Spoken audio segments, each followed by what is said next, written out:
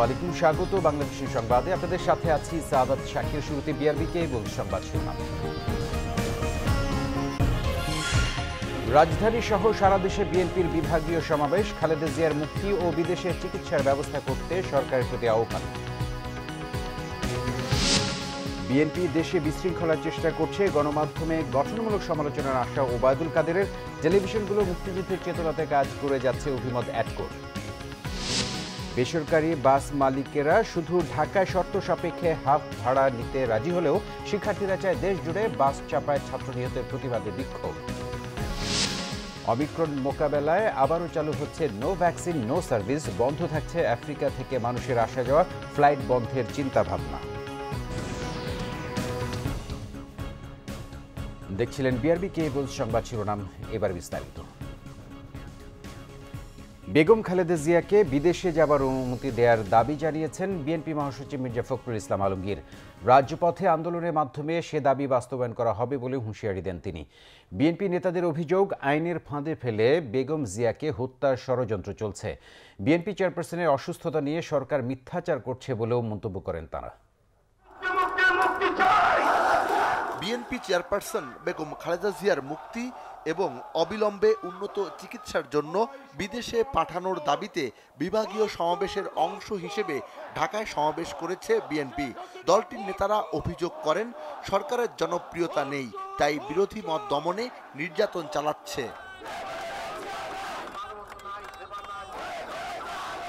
বেগম খালেদা জিয়াকে বাঁচাতে দলমত নির্বিশেষে সবাইকে রুখে দাঁড়ানোর আহ্বান জানান বিএনপি নেতারা। আইনের ফাঁদে ফেলে বেগম জিয়াকে সুচিকিৎসা থেকে বঞ্চিত করা হচ্ছে বলেও মন্তব্য করেন তারা। বলেন, বিএনপি চেয়ারপারসনের অসুস্থতা নিয়ে সরকার অসত্য কথা বলছে। আজকে সময় এসেছে আরেকটি মুক্তিযুদ্ধে আমাদের অংশগ্রহণ করতে হবে। এই যুদ্ধে অংশ নেবেন ছাত্র, যুবক, সাধারণ মানুষ। আমরাও সাথে থাকব। প্রধান ভূমিকা তরুণ এবং যুবকদেরকে নিতে হবে। তাই আশা করব সকল দ্বিধা দ্বন্দ্ব ছেড়ে আপনারা এই তরুণ সমাজ রাজপথে নিয়ে আসুন। অতি অল্প সময়ের মধ্যে সরকারের পতন হবে ইনশাআল্লাহ। তিনি এই দেশ ছেড়ে কোনোদিন যাননি। যিনি যাবার আগে বলে গেছেন, কারাগারে যাবার আগে দেশ বাঁচাও, মানুষ বাঁচাও। সেই নেত্রীকে আজকে আপনারা জানেন 4 বছর যাবৎ মিথ্যা বেড়া জালে তাকে মিথ্যা আইনের ফাঁদে ফেলে তাকে তিলে তিলে মারার চেষ্টা করা হচ্ছে। আপনাদের যে পুলিশ বাহিনী আছে তাদেরকে বেড়াকে রেখে রাজপথে আসুন। বিএনপি বনামে খেলা হবে, সেই খেলায় কে জেতে কে হারে সেইটা আমরা দেখে নেব। সোমবার রাতে আবারও বেগম জিয়ার রক্তক্ষরণ হয়েছে বলে জানান বিএনপি মহাসচিব। তিনি বলেন, স্বাধীনতা গণতন্ত্রের প্রশ্নে বেগম জিয়া কোনোদিন আপোষ করেননি। তিনি সংগ্রামী নারী, যিনি মৃত্যুর সঙ্গে এখন পাঞ্জা লড়ছেন। ছাত্রছাত্রীদের যৌক্তিক দাবি সরকার মানছে না বলে জানান বিএনপি মহাসচিব। তার অভিযোগ, গণতন্ত্র হত্যা করেছে ক্ষমতাসীনরা। এখন এই দেশে কোনো পরিবর্তন হয়নি তরুণ এবং যুবকদের ছাড়া। সেই তরুণ এবং যুবকদেরকে জেগে উঠতে হবে, তাদেরকে উঠে দাঁড়াতে হবে, ভেঙে ফেলতে হবে শৃঙ্খল, ভেঙে ফেলতে হবে কারাগার এবং মানুষের অধিকার আদায়ের জন্য, ভোটের অধিকার আদায়ের জন্য, গণতন্ত্রকে পুনরুদ্ধার করার জন্য, দেশনেত্রীর মুক্তির জন্য আমাদেরকে আজকে এই সরকারকে অবশ্যই বন্ধুগণ সরাতে হবে এবং আন্দোলনের মধ্য দিয়ে এই সরকারকে আমরা বাধ্য করব দেশনেত্রীকে মুক্তি দিতে, তার বিদেশি চিকিৎসার জন্য এবং একই সঙ্গে একটি জনগণের সরকার প্রতিষ্ঠার জন্য নিরপেক্ষ নির্বাচন দিতে। 2018 সালের মতো এবার জাতীয় সংসদ নির্বাচন হতে দেয়া হবে না বলে হুঁশিয়ারি দেন বিরোধী নেতারা। নির্দলীয় তত্ত্বাবধায়ক সরকারের অধীনে নির্বাচন বাস্তবায়নের দাবি জানান তারা। রাজধানী ঢাকায় আয়োজিত এই বিভাগীয় সমাবেশের যৌক্তিকতা তুলে ধরলেন বিএনপি নেতারা। সেই সঙ্গে অবিলম্বে বিএনপি চেয়ারপারসন বেগম খালেদা জিয়ার মুক্তি এবং দ্রুত বিদেশে যাওয়ার অনুমতি দেওয়ার জোর দাবি জানান বিরোধী নেতারা। তারা বলেন, জনগণ আজ মৌলিক মানবাধিকার থেকে বঞ্চিত। অবিলম্বে মানুষের ভোটাধিকার ও মানবাধিকার ফিরিয়ে দেওয়ার দাবি জানান বিএনপি নেতারা। সিকান্দার রেমান, বাংলাভিশন, নয়াপল্টন, ঢাকা। এদিকে বেগম খালেদা জিয়ার মুক্তি ও বিদেশে চিকিৎসার অনুমতির দাবিতে রাজধানীর বাইরে বিভাগীয় শহরগুলোতেও সমাবেশ করেছে বিএনপি। কেন্দ্রীয় কর্মসূচির অংশ হিসেবে চট্টগ্রাম মহানগরীর কালামিয়া বাজারের একটি কনভেনশন হল মাঠে অনুষ্ঠিত সমাবেশে দলের স্থায়ী কমিটির সদস্য ডক্টর খন্দকার মোশাররফ হোসেন বলেন, বেগম খালেদা জিয়ার বিদেশে চিকিৎসায় কোনো আইনি বাধা নেই, বাধা কেবল সরকার। রাজনৈতিক প্রতিহিংসার কারণে বিনা অপরাধে গায়ের জোরে বেগম খালেদা জিয়াকে কারাবন্দী করে রাখা হয়েছে।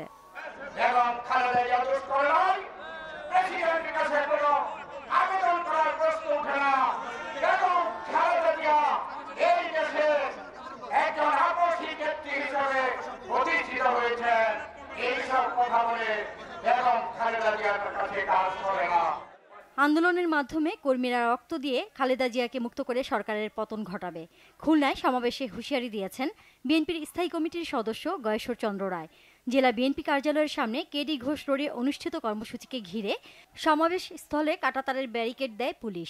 বিএনপি কার্যালয়ের সামনে কেডি ঘোষ রোডেও সমাবেশের মঞ্চ তৈরির অনুমতি দেয়া হয়নি। খালেদা জিয়ার মৃত্যুর সংবাদ রাষ্ট্রের থেকে ফকা তোমার কোনো ভয় নাই।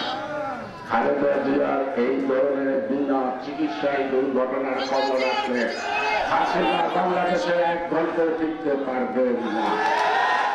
রাজপথের আন্দোলনের মাধ্যমে সরকারের পতন ঘটিয়ে দেশে সুশাসন প্রতিষ্ঠা করতে হবে। রাজশাহী বিভাগীয় সমাবেশে প্রধান অতিথির বক্তব্যে বলেছেন বিএনপির ভাইস চেয়ারম্যান আব্দুল্লাহ আল নোমান। দেশনেত্রী বেগম খালেদা জিয়া আজকে যে অবস্থায়, যদি আল্লাহ রাব্বুল আলামিন না করেন কোনো অঘটন ঘটে, তাহলে বাংলাদেশে যে পরিস্থিতি সৃষ্টি হবে সেই পরিস্থিতিকে আমরা দমাতে পারবো না। মহান মুক্তিযুদ্ধে বাঙালিকে যেমন দমাতে পারেনি পাকিস্তান, এবার বিএনপিকেও দমাতে পারবে না আওয়ামী লীগ সরকার। বেগম খালেদা জিয়াকে মুক্ত ও সুচিকিৎসা নিশ্চিত করে রাজপথ ছাড়বেন তারা। রংপুরে সমাবেশে এই হুঁশিয়ারি দেন দলের স্থায়ী কমিটির সদস্য ইকবাল মাহমুদ টুকু। আমরা যেমন জীবনকে জয় করে যুদ্ধে গিয়েছিলাম, তোমাদেরকে আরেকবার যুদ্ধ করতে হবে বেগম জিয়াকে বাঁচানোর জন্য, বেগম জিয়াকে বাঁচানোর জন্য, বাংলাদেশের মানুষের হারায় যাওয়া ভোট অধিকার ফেরত দেওয়ার জন্য। ময়মনসিংহে দলীয় কার্যালয়ের সামনে বিভাগীয় সমাবেশে বক্তব্য রাখেন বিএনপির স্থায়ী কমিটির সদস্য নজরুল ইসলাম খান, দলের ভাইস চেয়ারম্যান আব্দুল আওয়াল মিন্টু, সাংগঠনিক সম্পাদক সৈয়দ ইমরান সালেহ প্রিন্স সহ বিএনপি ও অঙ্গ সংগঠনের নেতারা। কারো যদি সুচিকিৎসার প্রয়োজন হয় আর যদি সেই সুচিকিৎসায় বাধা দেওয়া হয়, তাহলে কি তার মৃত্যুর দিকে ঠেলে দেওয়া হয় না? ফরিদপুরে আয়োজিত বিভাগীয় সমাবেশে কেন্দ্রীয় নেতারা অবিলম্বে দলের চেয়ারপারসন বেগম খালেদা জিয়ার মুক্তির দাবি জানিয়েছেন। স্থানীয় প্রেস ক্লাব মিলনায়তনের সমাবেশে প্রধান অতিথি দলের স্থায়ী কমিটির সদস্য মির্জা আব্বাস দলীয় প্রধানকে মুক্ত করতে সকলকে ঐক্যবদ্ধ হওয়ার আহ্বান জানান। Naznin Akter, Bangla vision news desk. Awami League সাধারণ সম্পাদক ওবায়দুল কাদের বলেছেন, বিদেশ থেকে ডাক্তার এনে বেগম জিয়ার চিকিৎসা করাতে আপত্তি নেই সরকারের। এই ইস্যুতে আন্দোলন করে সরকারের পতন সম্ভব নয়, বরং জনগণ চাইলে চতুর্থবারও শেখ হাসিনাই হবেন প্রধানমন্ত্রী। ওবায়দুল কাদের বলেন, বেগম জিয়ার চিকিৎসা আইনি জটিলতার জন্য দায়ী বিএনপি। মঙ্গলবার ধানমন্ডিতে আওয়ামী লীগ সভাপতির রাজনৈতিক কার্যালয়ে মহানগর ও সহযোগী সংগঠনের সাথে বৈঠক করে দলের সাধারণ সম্পাদক ওবায়দুল কাদের। পরে গণমাধ্যমকে তিনি বলেন, মানবিক কারণে কারা নিয়মের বাইরে প্রধানমন্ত্রীর এখতিয়ারে সর্বোচ্চ সুবিধা বেগম জিয়ার চিকিৎসার জন্য দেয়া হয়েছে। আইনি জটিলতায় এর বেশি সম্ভব নয় বলে মন্তব্য করেন ওবায়দুল কাদের। স্লো পয়জনিং করলে তো বিএনপি এবং বিএনপি চিকিৎসকরা যারা তার পাশে আছে তারাই এই স্লো পয়জনিং করতে পারে। আওয়ামী লীগের কেউ ওখানে কি কেউ যাচ্ছে? অহেতুক এসব দৌড় চাপায়। তারপর তারা বিদেশ থেকে চিকিৎসক আনতে চাইলে এ ব্যাপারে সরকারের কোনো আপত্তি নেই। বিএনপির ইচ্ছায় সরকার ক্ষমতায় বসেনি, জনগণের ইচ্ছা এ সরকার ক্ষমতায় বসেছে। জনগণের যতদিন চাইবে এ সরকার ক্ষমতায় থাকবে। চতুর্থবারে যদি চায় তাহলে তিনি থাকবেন। তিনি জানান, ইউনিয়ন পরিষদ নির্বাচনে সর্বোচ্চ উপস্থিতি হয়েছে 70%। তারপরও একটি মহল নির্বাচনকে প্রশ্নবিদ্ধ করতে চেয়েছিল বলেও মন্তব্য করেন। বিএনপি সহ অন্যান্য বিরোধী দল এবং আমাদের দেশের এক শ্রেণীর বুদ্ধিজীবী তারা এই নির্বাচনটাকে প্রশ্নবিদ্ধ করতে চেয়েছে। এমনকি নির্বাচন কমিশনেরও একজন কমিশনার বারবার বলছেন যে ভোটের রাজনীতির ব্যাপারে জনগণ আগ্রহ হারিয়ে ফেলেছে। এ কথাটা কিন্তু নির্বাচনে এবারকার ইউনিয়ন পরিষদ নির্বাচনে অসত্য বলে প্রমাণিত হয়েছে। স্বাধীনতা সুবর্ণ জয়ন্তী উপলক্ষে সারা দেশে 18 ডিসেম্বর বিজয় র্যালি করার কথাও জানান ওবায়দুল কাদের। সৈয়দ আব্দুল মুহিত, বাংলা ভিশন, ঢাকা। এদিকে গণমাধ্যমের কাছে সরকার গঠনমূলক সমালোচনা আশা করে বলে মন্তব্য করেছেন আওয়ামী লীগ সাধারণ সম্পাদক এবং সড়ক পরিবহন ও সেতু মন্ত্রী ওবায়দুল কাদের। মুক্তিযুদ্ধের সপক্ষ শক্তি হিসেবে আওয়ামী লীগ সরকার গণমাধ্যমের কাছে ইতিবাচক সহায়তা চায় বলেও জানান তিনি বলেন, বিএনপি সামাজিক আন্দোলনকে ইস্যু বানিয়ে রাজনৈতিক উদ্দেশ্য হাসিলে দেশে বিশৃঙ্খলা তৈরির চেষ্টা করছে। টেলিভিশন মালিকদের সংগঠন অ্যাটকোর সভাপতি অঞ্জন চৌধুরী ক্লিনফিট বাস্তবায়ন সহ অন্যান্য সহযোগিতার জন্য শেখ হাসিনা সরকারকে ধন্যবাদ জানান। রাজধানীর ঢাকা ক্লাবে টেলিভিশন মালিকদের সংগঠন association of television channel owners অ্যাটকোর সাথে মতবিনিময়ের আয়োজন করে তথ্য ও সম্প্রচার মন্ত্রী ডক্টর হাসান মাহমুদ। এতে অংশ নেন আওয়ামী লীগের সাধারণ সম্পাদক এবং সড়ক পরিবহন ও সেতু মন্ত্রী ওবায়দুল কাদের। টেলিভিশন মালিকদের উদ্দেশ্যে দেওয়া বক্তব্যে তিনি বলেন, মুক্তিযুদ্ধের সপক্ষ শক্তি হিসেবে অসাম্প্রদায়িক ও উন্নত দেশ গঠনে সরকার কাজ করে যাচ্ছে। এক্ষেত্রে কিছু ভুল ত্রুটি থাকলেও গণমাধ্যম গঠনমূলক সমালোচনা করে সরকারকে সামনে এগিয়ে যেতে সহায়তা করবে বলে আশা করেন তিনি। আপনাদের সহযোগিতা দরকার, কারণ মিডিয়া অনেক কিছু করতে পারে। মিডিয়া একটা শক্তিশালী স্তম্ভ।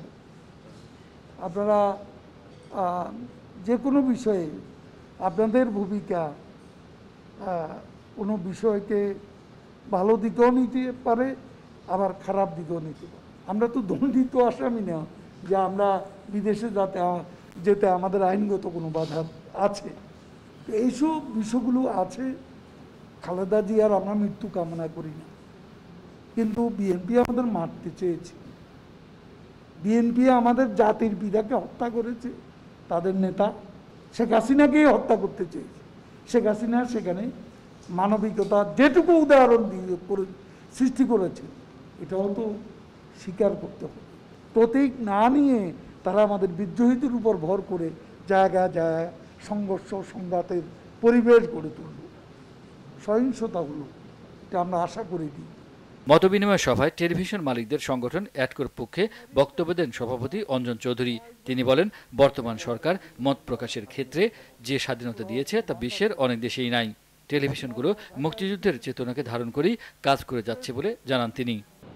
এই ইউনিয়নের নির্বাচনটা আপনাদের দলীয় প্রতীকে করা উচিত, ভবিষ্যতে চিন্তা করে দেখতে পারেন। এটা মাননীয় প্রধানমন্ত্রী হয়তো সিদ্ধান্ত নেবেন। এটাতে আমি মনে করি যে আমাদের দেশের অনেক ক্ষতি হয়ে গেছে। ক্লিনশিট, সিরিয়াল সবকিছুই কিন্তু বর্তমান সরকারের আমাদের মাননীয় প্রধানমন্ত্রীর নেতৃত্বে তার অ্যাডভাইসে তিনি এটাই বাস্তবায়ন করছেন। আমাদের অনেক কাজ আছে আমাদের অ্যাডকোর, সেগুলো আশা করি তার নেতৃত্বে বঙ্গবন্ধু কন্যার পরামর্শে এবং তার নেতৃত্বে এটা আমরা বাস্তবায়ন করতে পারব। পরে সবাইকে ধন্যবাদ জানান তথ্য ও সম্প্রচার মন্ত্রী ডক্টর হাসান মাহমুদ। সার্বিক সহযোগিতা চাই। ইমরুল কায়েস, বাংলা ভিশন, ঢাকা। প্রধানমন্ত্রী শেখ হাসিনার সাথে সৌজন্য সাক্ষাৎ করেছেন বাংলাদেশে নিযুক্ত ভারতের হাইকমিশনার বিক্রম কুমার দোরাইস্বামী। সকাল 11টায় গণভবনে তাদের এই সাক্ষাৎ হয়। এ সময় দুদেশের স্বার্থ সংশ্লিষ্ট বিভিন্ন বিষয়ে আলোচনা করেন তারা। বিক্রম দোরাইস্বামীর সাথে ভারতীয় দূতাবাসের প্রতিনিধি ছাড়াও প্রধানমন্ত্রী কার্যালয়ের ঊর্ধ্বতন কর্মকর্তারা উপস্থিত ছিলেন। এরপর গণভবনে প্রধানমন্ত্রীর সাথে দেখা করেন জাতিসংঘের বিদায়ী আবাসিক সমন্বয়ক মিয়া সেপ্পো। রোহিঙ্গা সমস্যা সহ বিভিন্ন বিষয় নিয়ে প্রধানমন্ত্রীর সাথে আলোচনা করেন জাতিসংঘের এই আবাসিক সমন্বয়ক।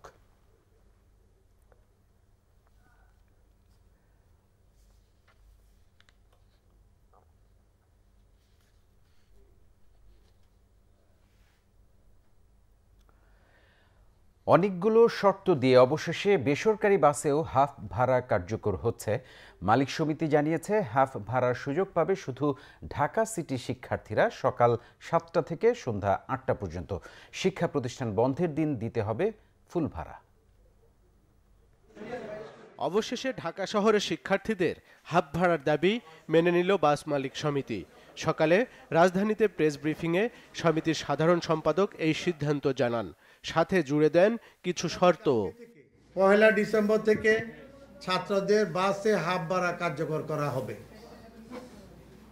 এই জন্য সকল পরিবহন মালিকদের প্রতি এবং শ্রমিকদের প্রতি আমাদের অনুরোধ থাকবে, ছাত্ররা যেন হাফ ভাড়ায় যাতায়াত করতে পারে সে ব্যাপারে নিশ্চিত করার জন্য। হাফ ভাড়া প্রদানের সময় স্ব শিক্ষা প্রতিষ্ঠানের ছবিযুক্ত আইডি কার্ড প্রদর্শন করতে হবে। সকাল 7টা থেকে সন্ধ্যা 8টা পর্যন্ত হাফ ভাড়া কার্যকর থাকবে। এই ছুটির দিনে হাফ ভাড়া কার্যকর হবে না এবং এই সিদ্ধান্ত শুধুমাত্র ঢাকা শহরের জন্য। সড়ক নিরাপদ করার চাপও আছে মালিকদের ওপর, বিশেষ করে ট্রিপ সিস্টেমের কারণে যাত্রী তুলতে মরিয়া হয়ে ওঠেন ড্রাইভাররা। সে বিষয়ে কোনো সিদ্ধান্ত জানাতে পারেননি খন্দকার এনায়েতুল্লাহ। সত্যি যেটা বলতে হয়, কিছু কিছু গাড়ি আছে যেগুলো কন্ট্রাক্ট সিস্টেমে চলে, কিছু গাড়ি সেগুলো আমরা অনেকাংশে কমিয়ে নিয়ে আসছি। বাকি যেগুলো এখন পর্যন্ত নিয়মে আনা যায় নাই সেগুলো আমরা কাজ করতেছি। আমরা আশা করি আমরা এক সময় এটা আমরা করতে পারবো, তাদেরকে নিয়মে আনতে পারবো। খন্দকার এনায়েতুল্লাহর দাবি, ঢাকা শহরের 80% বাস মালিক গরিব। সম্প্রতি বাস ভাড়া 27% বেড়ে যাওয়ায় হাফ ভাড়ার দাবিতে রাজপথে নামে শিক্ষার্থীরা। ছুটির দিন। আরিফুল হক, বাংলা ভিশন, ঢাকা। সড়ক দুর্ঘটনায় মাইনুদ্দিন নিহতের প্রতিবাদে রাজধানীর রামপুরায় সড়ক অবরোধ করে বিক্ষোভ করেছে শিক্ষার্থীরা। আন্দোলনরতদের দাবি, শুধু ঢাকায় নয় সারা দেশেই হাফ পাস কার্যকর করতে হবে। নিরাপদ সড়কের দাবিতে রাজধানী মোহাম্মদপুর ও ধানমন্ডি 27 নম্বরেও বিক্ষোভ হয়েছে। এদিকে মাইনুদ্দিনকে চাপা দেওয়া অনাবিল পরিবহনের গাড়িটির চালক ও হেলপারকে আটক করা হয়েছে। মঙ্গলবার সকাল থেকেই রামপুরা ব্রিজে জড়ো হতে থাকে বিভিন্ন প্রতিষ্ঠানের শিক্ষার্থীরা। বিক্ষোভের জেরে ওই সড়কে যান চলাচল বন্ধ হয়ে যায়। শিক্ষার্থীরা বিভিন্ন প্ল্যাকার্ড হাতে নিয়ে এই রাস্তা অবরোধ কর্মসূচিতে অংশ নেয়। নিরাপদ সড়কের দাবিতে স্লোগান দেন তারা। পাশাপাশি ওঠে বাস ভাড়ার বিষয়টিও। শুধু ঢাকায় নয় সারা দেশে ছাত্রদের হাফ পাস কার্যকরের দাবি তাদের। ঢাকার বাইরে পুরো বাংলাদেশের 64 জেলা হাফ পাস নিশ্চিত করতে হবে। তাদের সহিংসতার জন্য আমার ভাইয়েরা একের পর এক মারা যাচ্ছে। সরকারের উচিত আরো কঠোর ব্যবস্থা নেওয়া। 18 সালে আন্দোলন হইলো, 18 সালে আন্দোলনের পর একটা নির্দিষ্ট সময় চাইলো সরকার। আমরা সময় দিলাম, সময় দেওয়ার পরও কোনো পরিবর্তন আসে নাই। আমরা কি এদেশের নাগরিক না? আমরা কি এদেশের ভবিষ্যৎ না? তাহলে কেন আমাদের নিরাপত্তা নেই এদেশে? এক পর্যায়ে শিক্ষার্থীরা আটকে থাকা বিভিন্ন যানবাহনের চালকের লাইসেন্স চেক শুরু করেন। এ সময় পুলিশের বেশ কয়েকটি গাড়ি ও মোটরসাইকেল, তথ্য মন্ত্রণালয়ের গাড়ি সহ বেশ কিছু যানবাহনের চালকের ত্রুটি ধরা পড়লে জরিমানা করে পুলিশ। পরবর্তী কর্মসূচি ঘোষণা করে আন্দোলনরতরা। কালকে সকাল 11টায় আবার আমরা রামপুরা ব্রিজে যেই কলেজগুলো আজকে আছে সেই কলেজগুলো আরো দ্বিগুণ মাত্রায় ছাত্রদেরকে নিয়ে আন্দোলনে যুক্ত হবে। এদিকে ধানমন্ডি, মতিঝিল, শাপলা চত্বর সহ রাজধানীর বেশ কয়েকটি স্থানে সড়ক অবরোধ করা হয়। দাবি আদায়ে আরো কঠোর কর্মসূচি ঘোষণা তাদের। সারা বাংলাদেশ হাফ পাস করতে হবে, নয়তো আমরা সড়ক ছাড়বো না। বাসের হেল্পার, বাসের ড্রাইভাররা যে বর্বরতা আমাদের উপর চালাচ্ছে, এর বিনিময়ে তাদেরকে সর্বোচ্চ শাস্তি, মৃত্যুদণ্ড কিংবা যাবজ্জীবন কারাদণ্ড দেওয়া হোক। সোমবার রাতে রামপুরা এলাকায় অনাবিল পরিবহনের বাসের চাপায় শিক্ষার্থী মাইনুদ্দিন নিহত হয়। ওই রাতেই বেশ কয়েকটি গাড়িতে আগুন ধরিয়ে দেয় বিক্ষুব্ধরা। Dipon Dewan, Bangla vision, Dhaka. Omicron variant মোকাবেলায় নো ভ্যাকসিন নো সার্ভিস নীতি চালু করছে সরকার। একই সঙ্গে আফ্রিকান দেশগুলো থেকে আসা নিরুৎসাহিত করা ও ফ্লাইট বন্ধের বিষয়ে পররাষ্ট্র মন্ত্রণালয়কে অনুরোধ করবে স্বাস্থ্য মন্ত্রণালয়। সচিবালয়ে অমিক্রন ভ্যারিয়েন্ট মোকাবেলা নিয়ে আন্তঃমন্ত্রণালয় বৈঠক শেষে এসব তথ্য জানান স্বাস্থ্যমন্ত্রী জাহিদ মালেক। 60 বছরের ঊর্ধ্বের নাগরিকদের বুস্টার ডোজ দেওয়ার কথাও জানান স্বাস্থ্যমন্ত্রী। করোনা ভাইরাসের নতুন ভেরিয়েন্ট ওমিক্রন নিয়ে আতঙ্ক তৈরি হয়েছে বিশ্বজুড়ে, বাংলাদেশও এর বাইরে নয়। ওমিক্রন কিভাবে মোকাবেলা করা হবে তা নিয়ে মঙ্গলবার সচিবালয়ে বৈঠক করে স্বাস্থ্য মন্ত্রণালয়। বৈঠক শেষে স্বাস্থ্যমন্ত্রী জানান, আগেভাগেই পদক্ষেপ নিয়ে সংক্রমণ নিয়ন্ত্রণ করার পরিকল্পনা স্বাস্থ্য বিভাগের। জানান, আফ্রিকান ও আক্রান্ত দেশগুলো থেকে বাংলাদেশে আসার বিষয়টি নিয়ন্ত্রণ ও কোয়ারেন্টাইন নিশ্চিত করার পদক্ষেপ নেওয়া হচ্ছে। বিদেশ থেকে যখন আসবে, বিশেষ করে আফ্রিকার দেশের থেকে, মানে আফ্রিকান কন্টিনেন্ট থেকে অথবা সাউথ আফ্রিকা থেকে, সেখানে আমরা চাইব নিরুৎসাহিত করা এই মুহূর্তে, যাতে তারা না আসে এবং তাদের সাথে আমাদের কোনো ফ্লাইট যাতে না থাকে। এবং ওখান থেকে যারাই আসুক তাদেরকে 14 দিন কোয়ারেন্টাইনে থাকতে হবে বাধ্যতামূলক, এবং সেটা হোম কোয়ারেন্টাইন নয়, ইনস্টিটিউশনাল কোয়ারেন্টাইন। 240 জন লোক আসছে সাউথ আফ্রিকা থেকে গত 1 মাসে, এবং তাদেরকে আমরা কন্ট্যাক্ট ট্রেসিং করার চেষ্টা করছি। কিন্তু আফসোসের বিষয়, তারা সকলে তাদের মোবাইল ফোন বন্ধ করে রাখছে। পরে আমাদেরকে তাদেরকে খুঁজে বের করার জন্য স্থানীয় প্রশাসনকে আমাদের বলতে হয়েছে যে তাদেরকে খুঁজে বের করেন। মন্ত্রী জানান, সংক্রমণ কমে যাওয়ায় সাধারণ মানুষের মধ্যে ভ্যাকসিন নেওয়ার আগ্রহ কমেছে। আমরা সিদ্ধান্ত নিয়েছি, সেটা হলো আগে যেমন নো মাস্ক নো সার্ভিস ছিল, এখন আমরা বলতে চাচ্ছি যে নো ভ্যাকসিন নো সার্ভিস। যারা 60 ঊর্ধ্ব আছে এবং সিভিয়ার অসুস্থ যারা, তাদেরকে আমরা বুস্টার ডোজের কথা চিন্তা ভাবনা করেছি। এ বিষয়ে আমরা একটা সিদ্ধান্ত নিচ্ছি। আফ্রিকা থেকে আসা নাগরিক ও প্রবাসীদের কোয়ারেন্টাইন ও স্বাস্থ্যবিধি প্রতিপালন নিশ্চিত করতে সব জেলা প্রশাসনকে চিঠি দেওয়ার সিদ্ধান্ত নেওয়া হয়েছে বৈঠকে। ধন্যবাদ আপনাদের। ঈশান নাসরুল্লাহ, বাংলা ভিশন, ঢাকা।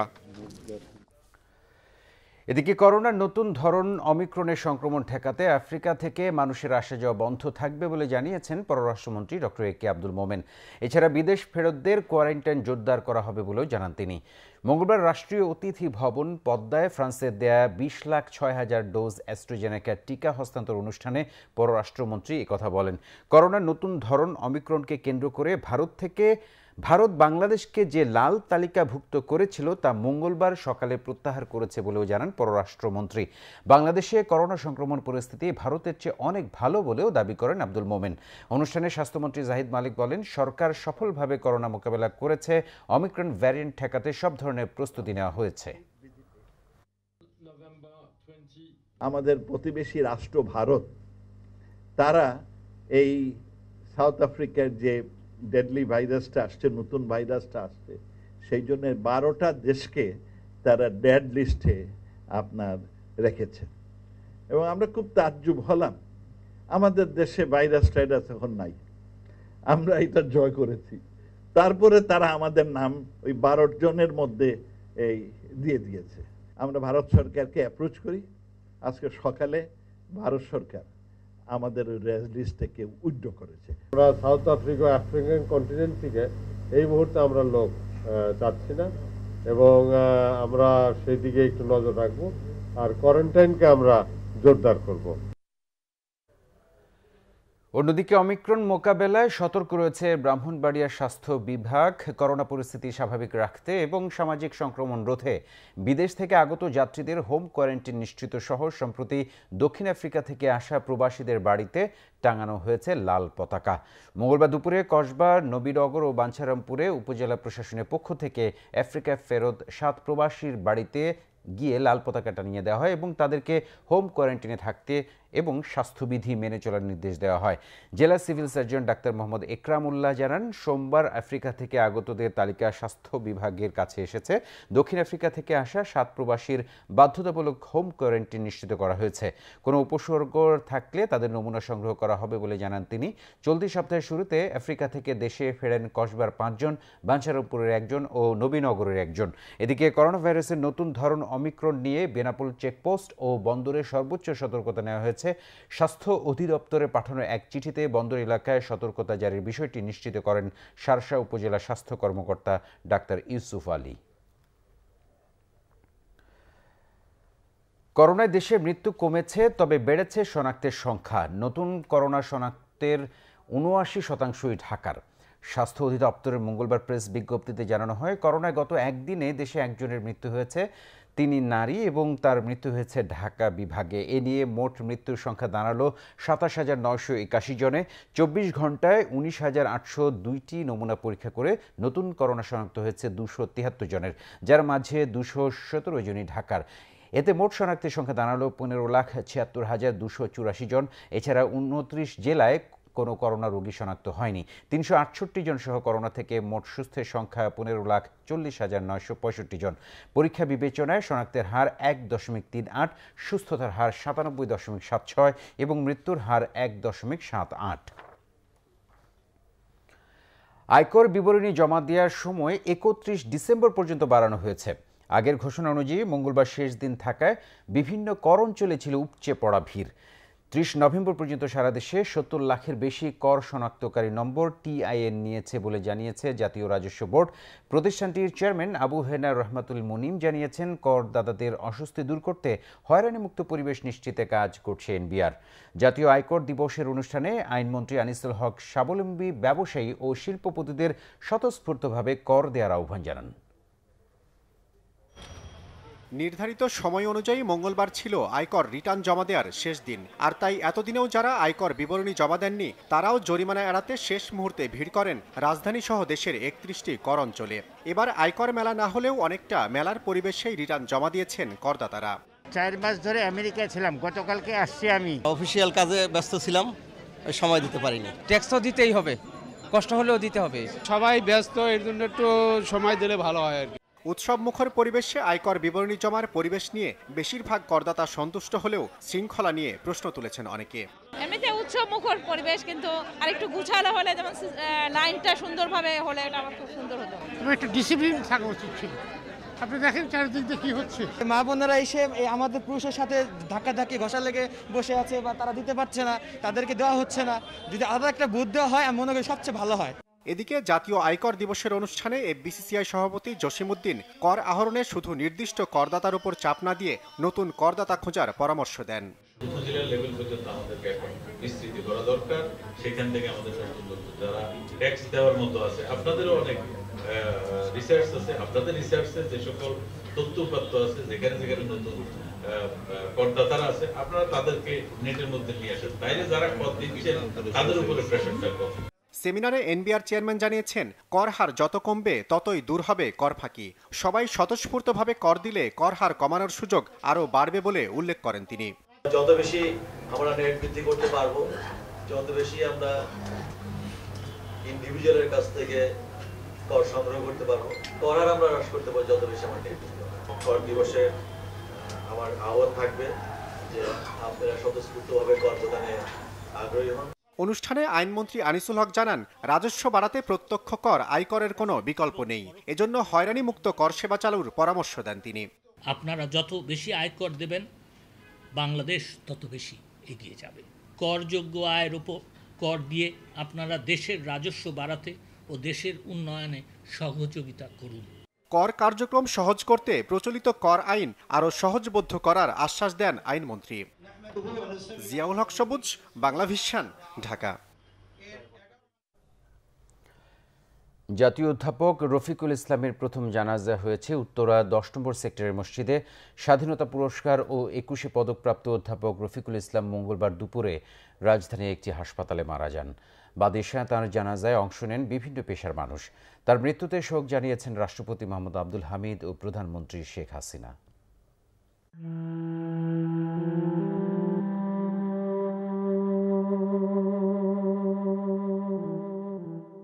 আরও একজন ভাষা সৈনিকের চিরবিদায়। জাতির শ্রেষ্ঠ সন্তান মুক্তিযোদ্ধা রফিকুল ইসলামের চলে যাওয়া বড় শূন্যতার।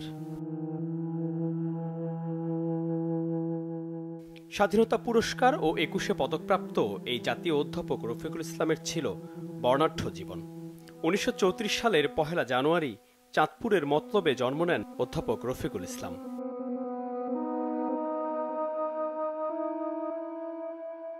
শিক্ষাজীবন শেষ করে ঢাকা বিশ্ববিদ্যালয়ের বাংলা বিভাগে শিক্ষক হিসেবে যোগ দেন। এরপর থেকেই নজরুল গবেষণায় নিয়োজিত ছিলেন তিনি। শেষ দিকে বঙ্গবন্ধুর জন্মশতবার্ষিকী উদযাপন বাস্তবায়ন কমিটির সভাপতি ও বাংলা একাডেমির সভাপতির দায়িত্বে ছিলেন অধ্যাপক রফিকুল ইসলাম।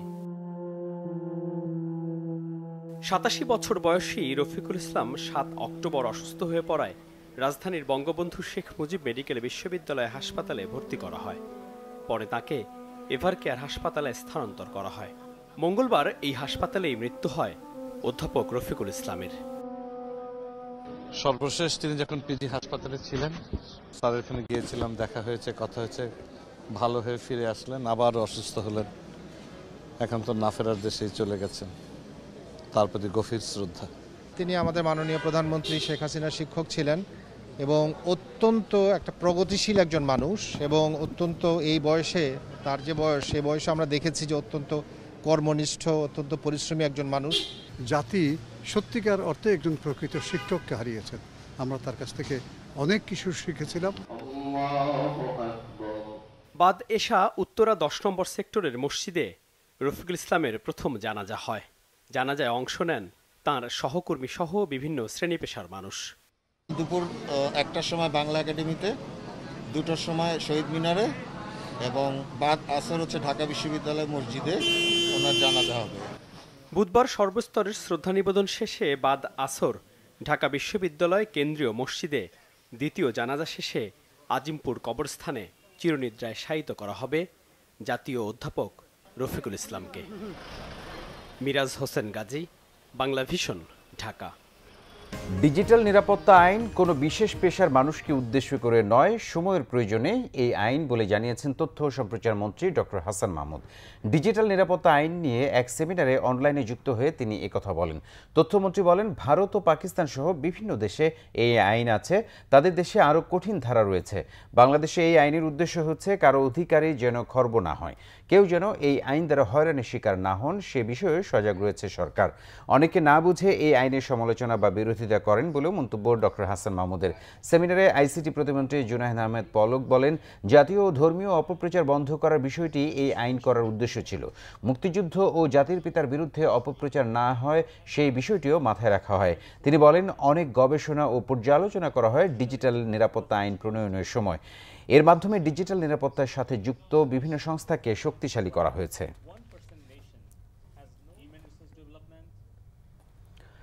সাম্প্রদায়িকতা বিরোধী জোট ব্যানারে এক মানববন্ধনে বক্তারা বলেছেন, রাজধানীকে অস্থিতিশীল করতে জামায়াত শিবির ও স্বাধীনতা বিরোধীরা আবারও মাথাচাড়া দিয়ে উঠছে।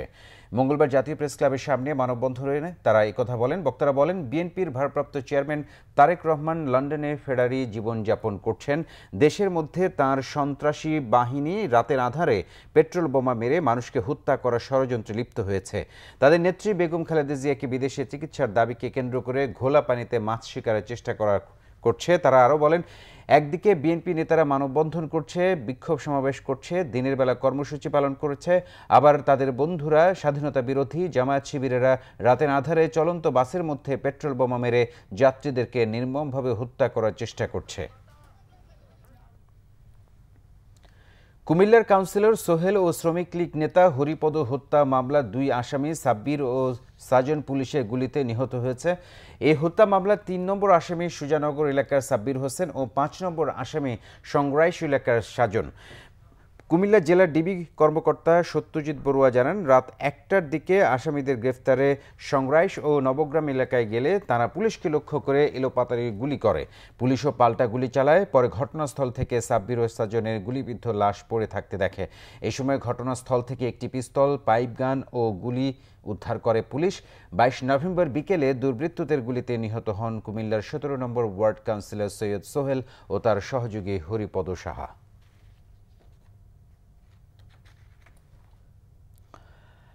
আগামী 16 জানুয়ারি নারায়ণগঞ্জ সিটি কর্পোরেশনের ভোট। মঙ্গলবার বিকেলে ভোটের তফসিল ঘোষণা করে নির্বাচন কমিশন।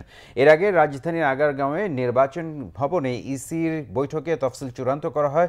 সভা শেষে ইসি সচিব হুমায়ুন কবির খন্দকার নির্বাচনের তফসিল ঘোষণা করেন। ঘোষিত তফসিল অনুযায়ী মনোনয়নপত্র জমা দেওয়া যাবে আগামী 15 ডিসেম্বর পর্যন্ত। মনোনয়নপত্র বাছাই হবে 20 ডিসেম্বর। প্রার্থিতা প্রত্যাহারের শেষ তারিখ 27 ডিসেম্বর। সকাল 8টা থেকে বিকেল 4টা পর্যন্ত ভোট গ্রহণ চলবে। সব জায়গায় ইভিএমে ভোট হবে।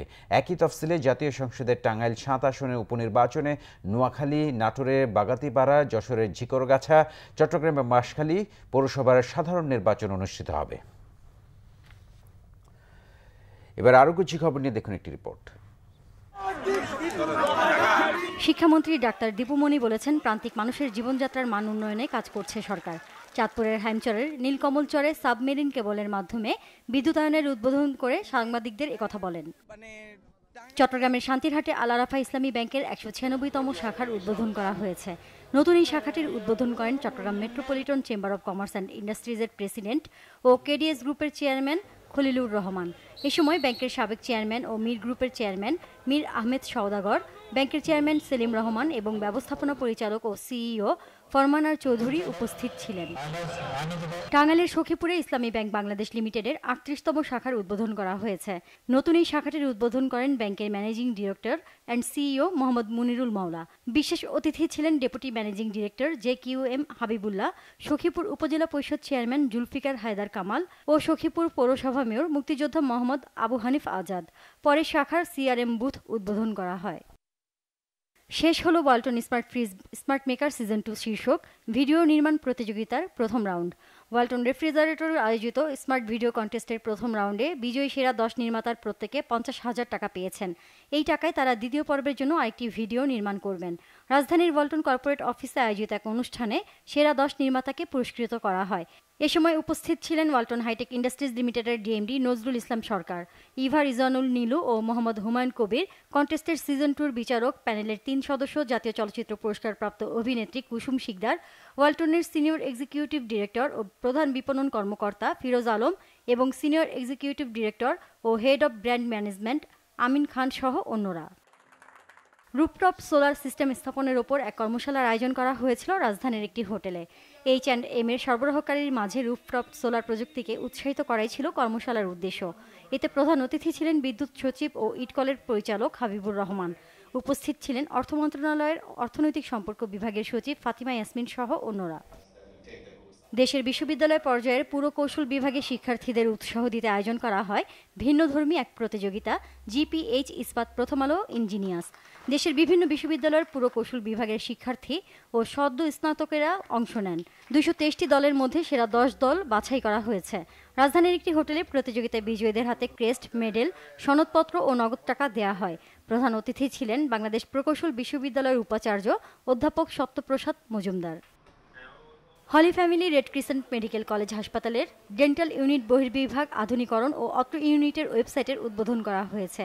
ভার্চুয়ালি সংযুক্ত থেকে এর উদ্বোধন করেন বাংলাদেশ রেড ক্রিসেন্ট সোসাইটির চেয়ারম্যান বীর মুক্তিযোদ্ধা অবসরপ্রাপ্ত major general ATM Abdul Wahab. Bangla vision news desk. সংবাদ শেষ করব BRB কেবল শিরোনামগুলো আরেকবার জানিয়ে দিয়ে। রাজধানী সহ সারা দেশে বিএনপির বিভাগীয় সমাবেশ, খালেদা জিয়ার মুক্তি ও বিদেশে চিকিৎসার ব্যবস্থা করতে সরকারের প্রতি আহ্বান। বিএনপি দেশে বিশৃঙ্খলার চেষ্টা করছে, গণমাধ্যমে গঠনমূলক সমালোচনার আশা ওবায়দুল কাদেরের। টেলিভিশনগুলো মুক্তিযুদ্ধের চেতনাতে কাজ করে যাচ্ছে, অভিমত অ্যাডকোর। বেসরকারি বাস মালিকরা শুধু ঢাকায় শর্ত সাপেক্ষে হাফ ভাড়া নিতে রাজি হলেও শিক্ষার্থীরা চায় দেশ জুড়ে বাস চাপায় ছাত্র নিহতের প্রতিবাদে বিক্ষোভ।